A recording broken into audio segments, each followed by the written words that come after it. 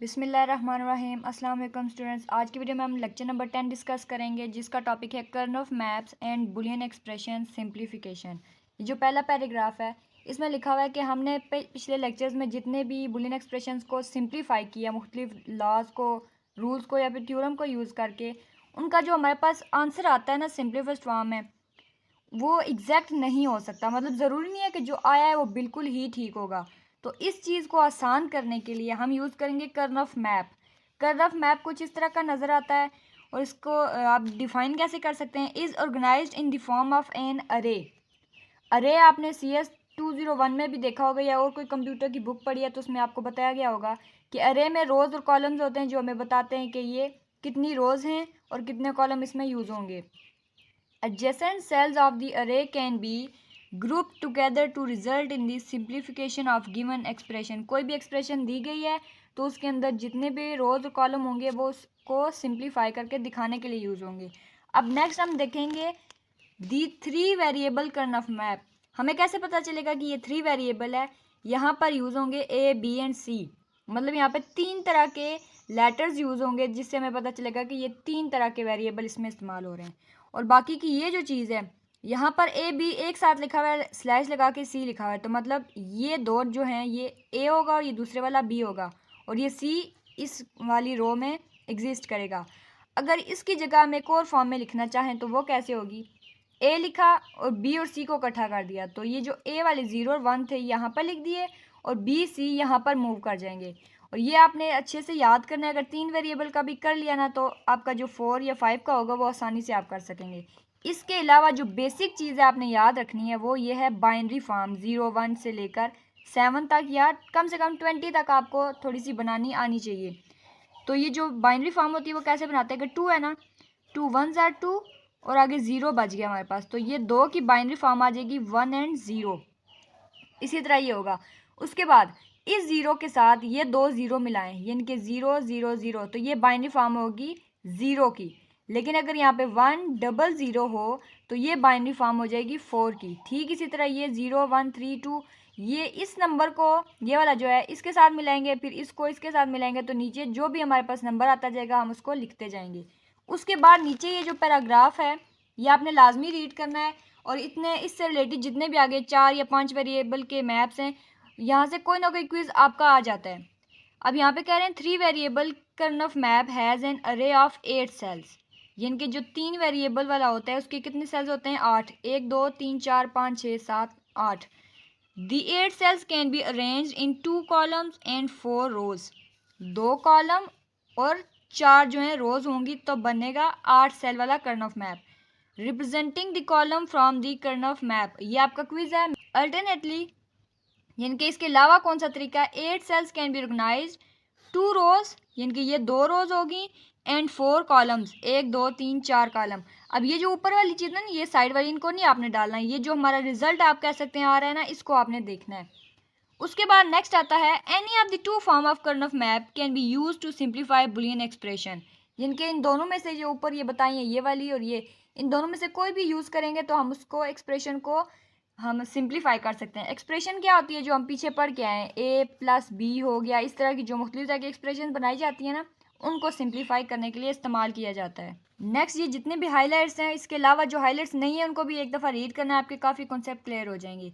The numbers in the cells represent the min term and max term. ये आपका most important, ये समझ लें आपके 2 खास नाम है जो आपने याद रखने हैं। मिन टर्म क्या होता है और मैक्स टर्म क्या होता है। Of an expression that is to be represented using the K map. हम किसी भी सेल नंबर का जो सेल है उसको हम किस तरह से रिप्रेजेंट कर सकते हैं के मैप में, मिन टर्म या मैक्स टर्म को। ये क्या चीज़ होती है ऑलरेडी आप पढ़ चुके हैं, अगर नेक्स्ट भी आए तो मैं आपको डिटेल से समझा दूंगी। उसके बाद आता है दी 4 वेरिएबल कर्न ऑफ मैप। 4 वेरिएबल कैसे होगा, ABCD, यानी कि 4 तरह के वेरिएबल आ जाएंगे। 2 यहाँ पर नंबर लिखेंगे, 2 यहाँ पर, और बिल्कुल उसी तरह से ही होगा कि जैसे ऊपर हमने 3 वाला पढ़ा है ना, तो इसी तरह यहाँ पर हम 4 वाला पढ़ेंगे। 0 0 0 0, यानी कि 0 की बाइनरी फॉर्म है। यहाँ से लास्ट वाला देखते हैं, 1 0 एंड डबल 0, यानी कि एक दफ़ा 1 आएगा और 3 दफ़ा 0 आएगा तो वो 8 का बनता है। यहाँ पे हम देखेंगे 8 की बाइनरी फॉर्म क्या है, 8, 1000, तो यहाँ पे 8 लिख देंगे। तो ये जो चीज़ें ना आपको आनी चाहिए या फिर आपको इसको सॉल्व करना आना चाहिए, तो ये जो आपका टेबल है इंशाल्लाह कंप्लीट हो जाएगा। अब आगे इसकी भी जो डिटेल है दी गई है। अ 4 वेरिएबल कर्नफ मैप हैज़ एन अरे ऑफ 16 सेल्स, यानी कि उसमें जो बॉक्स बने होंगे कितने होंगे, 16 होंगे। और इसके बाद ये जितनी भी रीडिंग है आपने खुद करनी है, मैं आपको नेक्स्ट टॉपिक करवाती हूँ।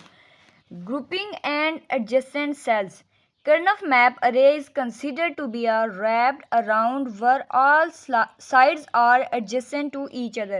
यानी कि Karnaugh map array जो होती है इस तरह से बनाया जाता है कि जो एक साइड है ना वो दूसरी वाली साइड के साथ रैप हुई है, मतलब जुड़ी हुई है आप कह सकते हैं।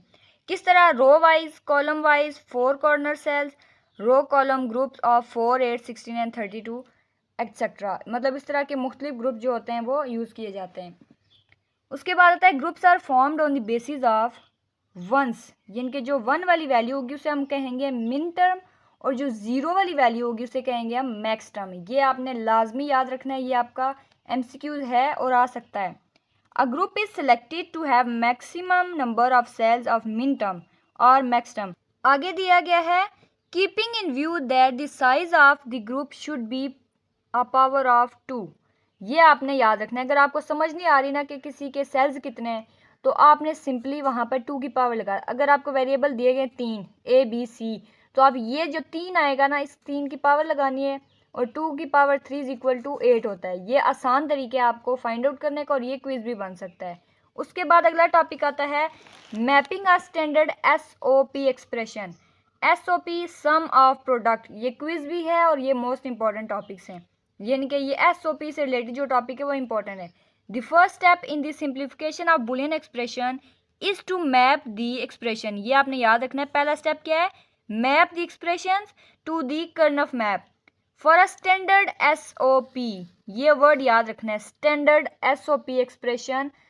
1 is placed in the cell corresponding to the product term, यानी कि मिन टर्म। जो प्रोडक्ट टर्म या मिन टर्म होगी उसकी जगह हम प्लेस करेंगे 1 present in the expression this. आगे दिया गया है the cells that are not filled with ones, वो सेल जिसके अंदर 1 नहीं होगा, उसके अलावा जितने सेल्स होंगे यानी कि 1 वाले को छोड़ के बाकी सब के अंदर 0 आ जाएगा। कैसे आएगा, यहाँ पर आप देख सकते हैं ये मुख्तलिफ तरह के दिए गए हैं। यहाँ पे जहाँ पर 1 आ रहा है ना, उन्होंने क्या बताया था, मिन टर्म जहाँ पे आ रही है, तो जहाँ पर 1 आ रहा है उसको छोड़ के बाकी हर जगह पे 0 आएगा।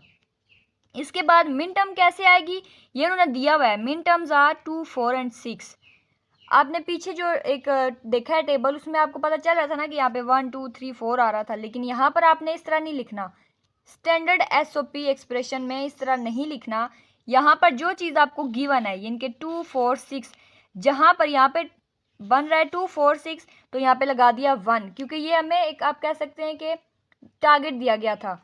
तो इस जगह पे हम 1 लिखेंगे। इसके अलावा जितने भी नंबर हैं 0 से लेकर 0, 1, 2 को तो नहीं लिखना, 3, 5, यहाँ पर हमने लगा देना है 0। और ये इसी का अल्टरनेटिव फॉर्म क्या है, इस तरह आप लिख सकते हैं।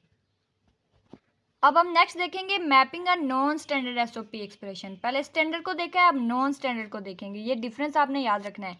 इन many practical cases SOP expressions are not in the standard form, यानी कि जितनी भी SOP एक्सप्रेशन होती हैं नॉर्मल, वो ज़्यादातर स्टैंडर्ड फॉर्मेट में नहीं पाई जाती। To map them to Karnaugh maps they have to be either converted into standard form, यानी कि वो होती कौन सी हैं, नॉन स्टैंडर्ड होती हैं। तो सबसे पहले हम उनको कन्वर्ट कर सकते हैं स्टैंडर्ड फॉर्म में, यानी कि ये नॉन स्टैंडर्ड, इसके अंदर से ये नॉन उतारना है, पहले स्टैंडर्ड फॉर्म में बनाएंगे। या फिर दूसरा रास्ता कौन सा है, they can be directly map, उनको डायरेक्टली मैप भी कर सकते हैं।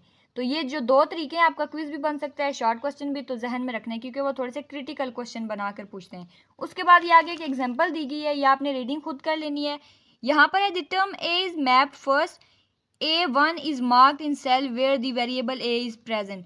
जहाँ पर वेरिएबल A की वैल्यू आ रही है, हम क्या करेंगे, वहाँ पे 1 मार्क करेंगे, बाकी के सारे जितने भी हैं ये खाली छोड़ देंगे। अब अगला टॉपिक आता है simplification of SOP expressions using the Karnaugh map.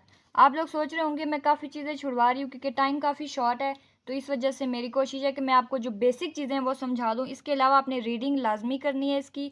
मैं हमेशा कहती हूँ कि ये नहीं है कि अगर आपको कोई कह रहा है कि शॉर्ट लेक्चर है बस इतना करें आप पास हो जाएंगे। जब तक आप रीडिंग नहीं करेंगे, कॉन्सेप्ट्स क्लियर नहीं करेंगे, आपको पेपर देने का कोई फ़ायदा नहीं है। उसके बाद आप देखते हैं हम Sum of product expressions can be very easily simplified using the Karnaugh map method. ये आपसे पूछ सकते हैं कि हम इसको सिंप्लीफाई कैसे कर सकते हैं, के मैप के ज़रिए. इन द फर्स्ट स्टेप, अब जो सबसे पहला स्टेप है वो क्या है सिंप्लीफिकेशन का. The SOP expression is mapped on the K map. यानी कि कोई भी एक्सप्रेशन दी गई है ना, ये समझिए एक्सप्रेशन वगैरह दी गई है, तो इसको हम ये जो कर्नफ मैप होता है इसके अंदर कन्वर्ट करने की कोशिश करेंगे. अगला स्टेप क्या होगा, groups of ones are formed starting with the largest group of ones. यानी जो वन वाले ग्रुप होंगे हम उन्हें लार्जेस्ट ग्रुप की यानी कि वंस की शक्ल में बताना शुरू कर देंगे. The group should be a size 2, 4, 8, 16 having adjacent one. यानी कि ये जितने भी हैं इनके अंदर वन आता है, इनकी बाइनरी फॉर्म के अंदर वन आता है, इनको हम इसलिए कह सकते हैं adjacent one. Multiple unique groups of ones are formed. All the groups formed can either be separated group or they could share common. यानी उनको अलग अलग भी कर सकते हैं जितने भी हम ग्रुप्स बनाएंगे, या फिर उन्हें कॉमन यानी कि इकट्ठा भी यूज़ कर सकते हैं. उसके बाद in the next step minimal product terms are determined. अब ये आपने याद रखना है, ये जो होती हैं मिनिमल प्रोडक्ट टर्म होती हैं, हम उनको फाइंड आउट करेंगे. उसके बाद अब यहाँ से जो इंपॉर्टेंट चीज़ें मैं आपको समझाने वाली हूँ. A 3 वेरिएबल के map yields a product term of 3 variable. कोई भी 3 तरह के वेरिएबल उनकी प्रोडक्ट टर्म क्या होगी for a group of 1 cell, एक सेल के लिए. उसके बाद product term of 2 variable for a group of 2 cell. इनके 2 वेरिएबल तो उसकी जो ग्रुपिंग होगी वो 2 सेल की होगी. और उसके बाद अब प्रोडक्ट टर्म ऑफ 1 वेरिएबल, एक वेरिएबल हो, 3 होंगे तो एक सेल, 2 होंगे तो 2 वेरिएबल होंगे तो 2 सेल, एक वेरिएबल होगा तो 4 सेल. ये आपने याद रखना है, आपका एमसीक्यूज बन सकता है. A group of 8 cell yield a value of 1 for the expression. इनके 8 सेल का होगा तो वो एक वैल्यू इनके एक्सप्रेशन के लिए करेगा. उसके बाद है 4 वेरिएबल वाला कर्नफ मैप. इसकी यील्ड कैसे होगी, अगर प्रोडक्ट टर्म जो है 4 वेरिएबल की होगी तो वो एक सेल होगा. उसी तरह प्रोडक्ट टर्म अगर 3 वेरिएबल की होगी तो वो कितने ग्रुप ऑफ 2 सेल, इनके एक जो ग्रुप बनेगा उसके अंदर 2 सेल एग्जिस्ट करेंगे.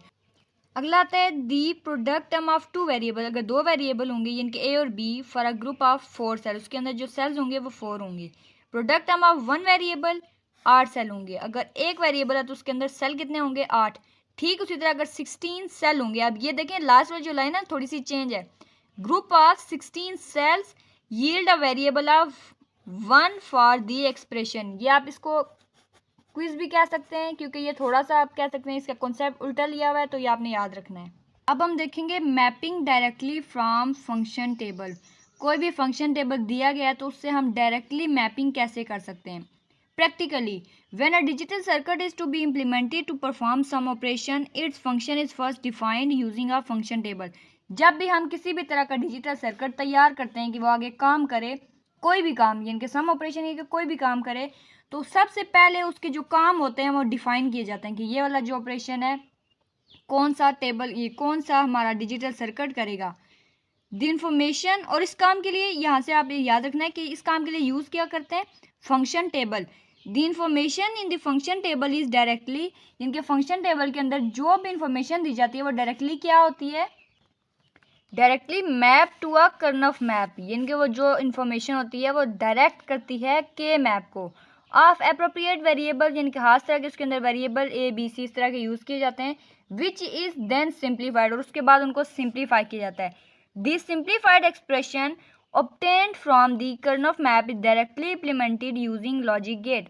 यानी कि जो भी हमारे पास एक्सप्रेशन थी उसको हमने क्या किया, सिंप्लीफाई किया, और उसके बाद हमने यूज़ कर लिया लॉजिक गेट्स के अंदर. अब हम इसकी एग्जांपल देखेंगे कि ये यहाँ पर हमें दिए हुए बाइनरी नंबर कहाँ से लेकर 0 से लेकर 15 तक, ये इनके ए बी सी डी, ये वाले जो नंबर होते हैं ना ये 0 1 2 3 इस तरह. और यहाँ पर ये जो एफ है ये आउटपुट दी है, इसको नहीं देखना, ये डी तक देखना है. ये और ये जो हैं ये 15 तक नंबर बनते हैं.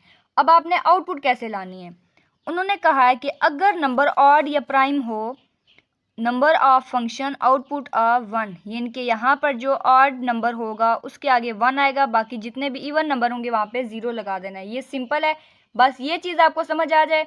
और ये याद रखना है जहाँ पर ऑड नंबर होगा, यानी कि ये अगर ऑड नंबर का बाइनरी फॉर्म है तो हम यहाँ पे लिख देंगे 1. ये 2 की बाइनरी फॉर्म है, ये देखें ये 0 0 1 0, 2 की बाइनरी फॉर्म है ना, तो यहाँ पे आ गया 0. ये चीज़ आपने याद रखनी है. लास्ट पे हमारे पास जो टॉपिक है वह है don't care condition. Don't care condition क्या होती है? Don't care conditions are marked as X, इनको एक्स से हम शो करते हैं in the output column of the function table corresponding to the don't care condition, यानी कि जहाँ पर हमें इसकी ज़रूरत होगी वहाँ पे हम एक्स लगा देंगे। इसके अलावा ये रीडिंग आपने लाजमी करनी है। मेरे पास टाइम शॉर्ट है इसलिए मैं आपको ज़्यादा डिटेल से लेक्चर नहीं सिखा सकती। उम्मीद करती हूँ लेक्चर की आपको अच्छे से समझ आएगी। मिलते हैं नेक्स्ट लेक्चर में। रखिएगा अपना बहुत सारा ख्याल। अल्लाह हाफिज़।